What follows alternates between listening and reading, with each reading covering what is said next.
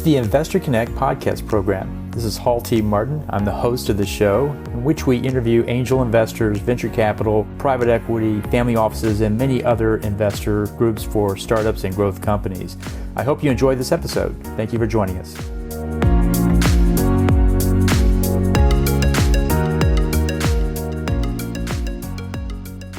Hello, this is Hall Martin with Investor Connect. Today I'm here with Matt Duomo, CEO of the digital futurist and AI strategy expert of Fifth Advantage. Fifth Advantage helps businesses become future ready by leveraging AI and digital technologies to drive growth and efficiency.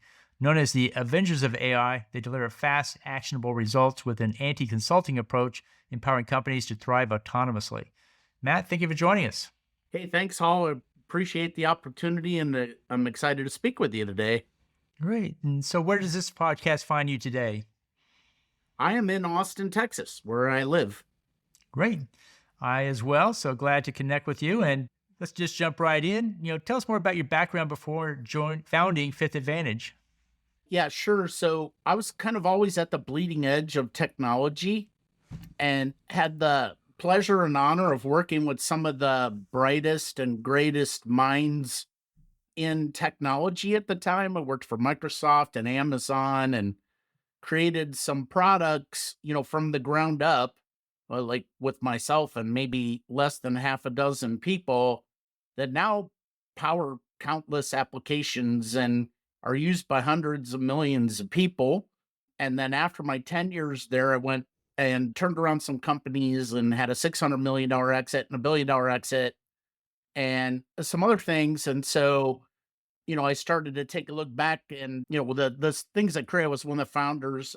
I was the founder of the database division of Amazon Web Services, the founding GM. So not just the technology, I had the whole business. And then I created enterprise edition of Microsoft SQL Server and created a SaaS product before we called it SaaS. And it went on to become Microsoft Dynamics, and then created a speech product, and our speech infrastructure was rolled in and it became Cortana and Windows eventually. So kind of was always on the bleeding edge and learned some things, what to do, but equally important, what not to do. And at this stage of my life, it's like, how can I help as many people as possible? Because I feel blessed. I had mentors that changed the trajectory of my life, both personally and professionally.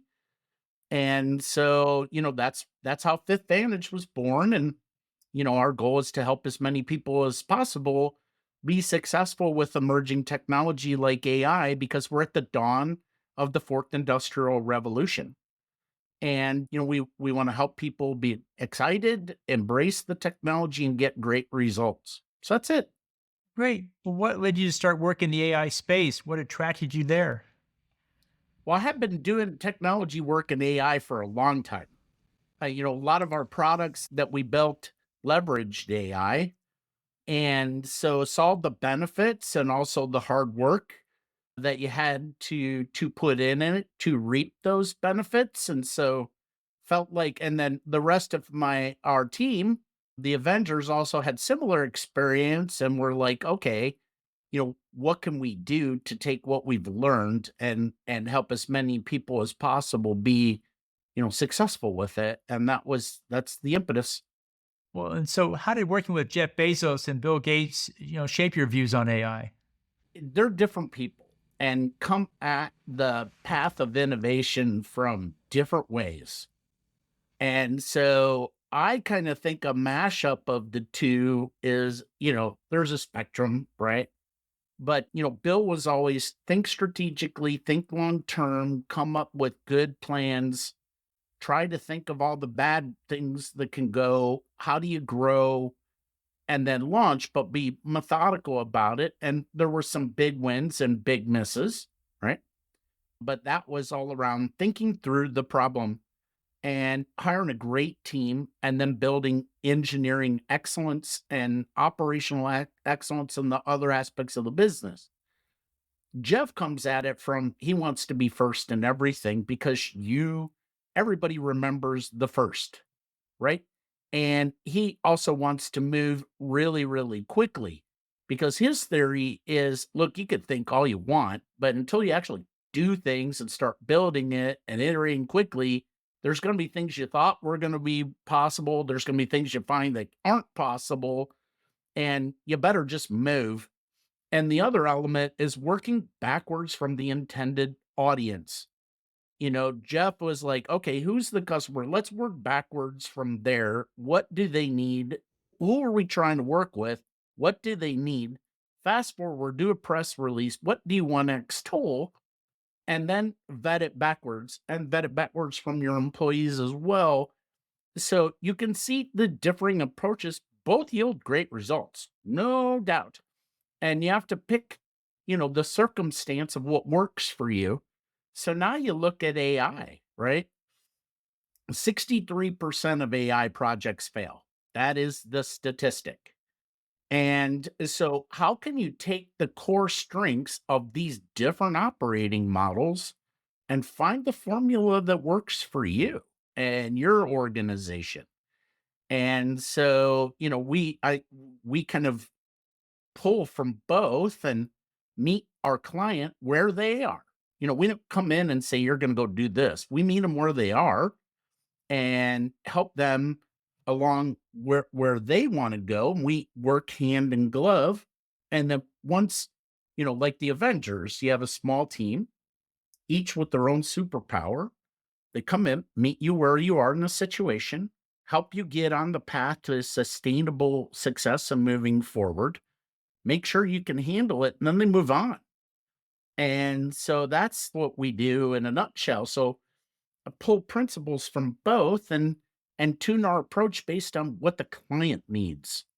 Well, that's great. Well, you come from the family office world. Why do you think now is the right time for family offices to invest in AI? How does it fit their model? Oh, this is a really good question. Okay, part of it's AI, and I'll come back to that one. But part of it is hey, look, the venture world's been around for a long time and many are institutionalized, right? For the last 15 years, it's as a service, grow licenses, keep churn to 7 to 11%, manage it, and along the way, you'll build a great business. And so in return, a lot of them, are more governance oriented. And so, what I see from, and now given what happened since 2019, the cost of capital is dramatically increased and probably will remain that way through 2025, and valuations have dropped. The tightness around the funds has dramatically increased, and what the potential company that's going to take funding, they get less. And so here comes, what we call family office. It would depend on what the size are. And it's a great opportunity if you come in and you not only give them money, but you give them what I call juice.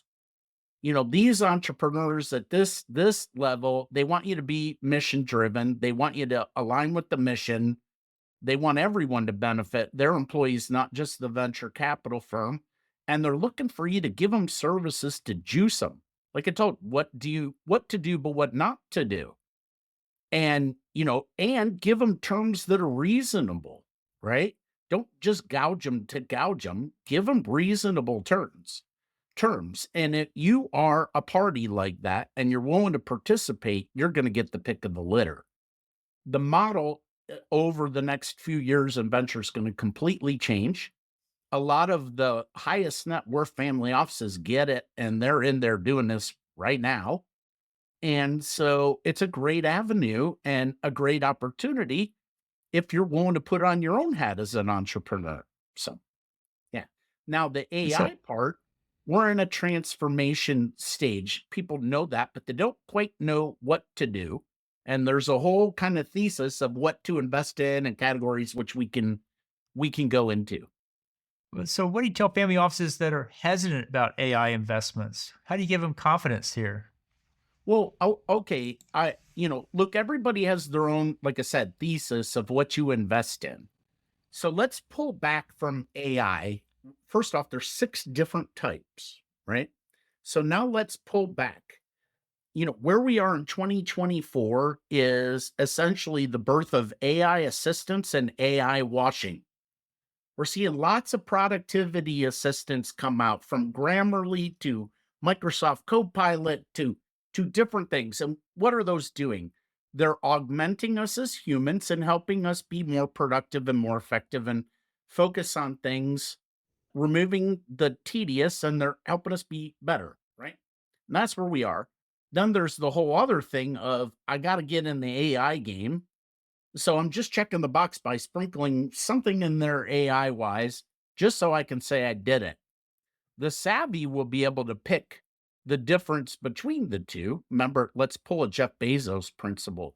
Let's work back from what problem you're trying to solve and how do you do it? Now, could you be the world's best at it? And if you work backwards from there, you can start to suss out what ones are real, what ones aren't. At the same time, that's where we are right now in 2024. At the same time, look, AI allows us to re-engineer and reimagine the way we do things. And I tell people now's the birth of value-based businesses. Go ask a CIO who or a small business who has to string all this SaaS together, and how much value are you actually getting from your investment? And so I'll give you an example. Let's say you're in the business of buying short term rental properties. I may have to hire an army of people to go analyze the market and the property and the conditions. And the statistics for some of these large funds is there are 16 people for 6 months to go pick one property with the target of getting whatever return. Well, there's companies out there that can reduce that entire burden to 4 hours. That's dramatic value. Now, would I try to do that in a SaaS world? What price was the license, right? Am I going to charge 100,000? So what things are going to come out are value-based businesses. I can create this revenue and guarantee it, or I can create this efficiency and savings and I can guarantee it. In return of your savings or return of your revenue, give me X%. It's a different model, different way to crack the nut. And there's a lot of these being birthed right now. The little assistants I talked about, larger companies are going to vacuum up the good ones. But these other reimagining and re-engineering, because they don't have the legacy, we're going to see the birth of the way we operate as businesses change over the next 2 to 3 years. Then there's the whole thing around so that's apps and that's tools. Now there is the whole infrastructure and data and power, right? And bandwidth. Maybe your propensity is to invest in data centers and infrastructure because that's what you know. Well, we need a lot more data centers. We know power. That's why everybody's investing in different alternatives as nuclear. But we also need bandwidth, right? The world's data is going to grow by 75% in the next 2 years. I'm going to have to send all that back and forth somewhere. Where's the bandwidth going to come? So there's a whole investment thesis there in hardware and data and flow. And then there's the middleware. Someone's got to build tools to make it easy to build all this stuff. So those are the four kind of categories. And I'm looking at it again, come in with let's work backwards from the problem or solution that's being provided. Do you think it has legs? Can they prove it provides value? Who's it for? Why would they use it? What's the value that they're going to get? And then look at the technology. So it's not that much different, candidly, than other investments you may look at. It's just alien because people jump into the how with AI without looking at the bigger picture. And if I was a family office, I'd look at it with what are the investment areas I might want to do? And then could I bring the juice or would I bring someone else to help bring the juice? And then kind of sprinkle into the different areas that match with your investment appetite. So what advantages do family offices have in AI investing compared to other investors? Well, okay. So you have the ability to, depending on what you want to do and how many investments you want and how much you want to give, you have the advantage of, and if you give the terms that are better than they can get from venture, then like I said, the cream of the crop of potential companies are going to come to you because it's less friction and everybody wins, right? You're giving the juice to them, they're getting stuff that's reasonable. You're helping them grow. You're not just giving oversight. And so, look, you have your wealth because you knew what you were doing, right? You know how to grow something or etc. And this is that everybody kind of wins from that scenario as long as you approach it as a win-win. If you approach it as I'm just going to throw money and do governance and I'm going to try to squeeze you for the tightest number, then you're no different than a venture capital firm because that's really what they do. Make sense? Yeah, absolutely. Well, AI has a tremendous opportunity for businesses to grow. How do you assess if a business is ready for AI before you apply it? So this is a core one of the core things is first we meet with the decision makers. What are you trying to do for whom? What are your real goals? Is it rev rec? Is it efficiencies? Is it we need margin expansion? Let's really get grounded. One of the core reasons AI projects fails because it can't they scope something amorphous, can't explain it to the people that are actually going to go do the work, try to eat the elephant whole and choke on it and have unrealistic expectations. So let's break the problem apart. What are your real goals? What are you trying to achieve? Who would benefit?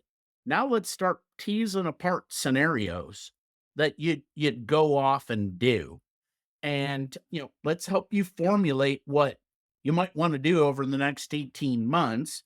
And then let's not eat the elephant whole. Let's pick off a couple small projects that prove you can do it.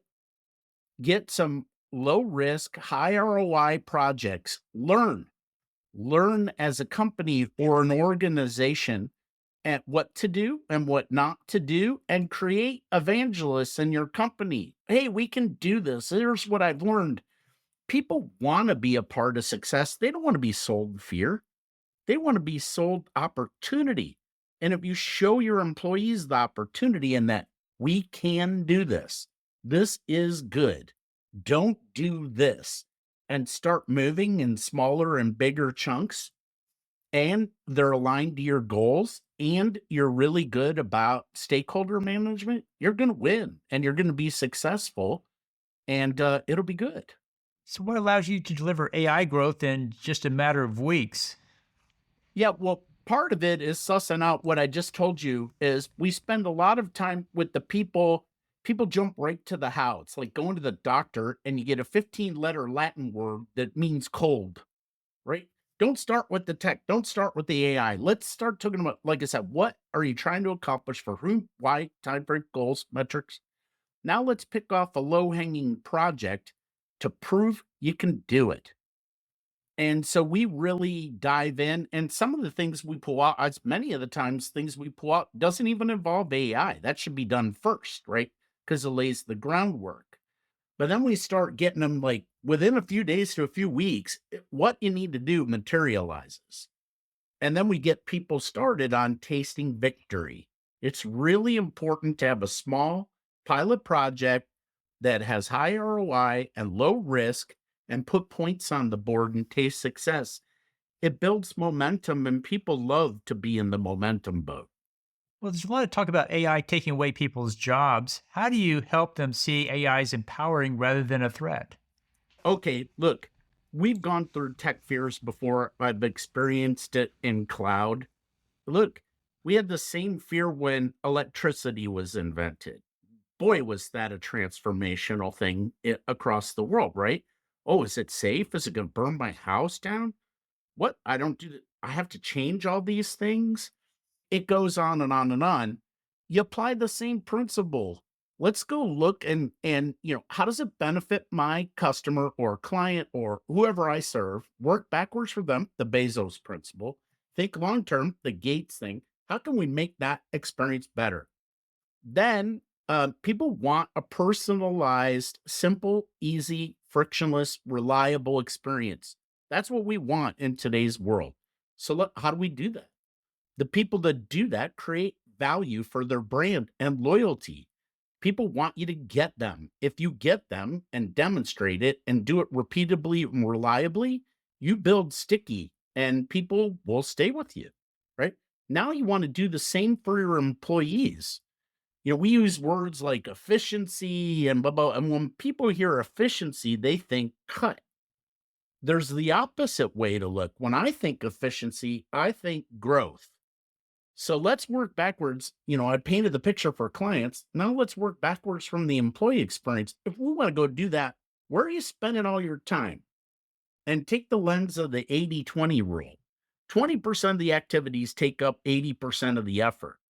So if we want to go do this, what are the things preventing you from doing that? Because I want to orient you there and work hand in glove to take the thing, candidly, employees don't want to do all that stuff like macro L laden spreadsheets. I really don't want to build the spreadsheet, but I have to get the information I need.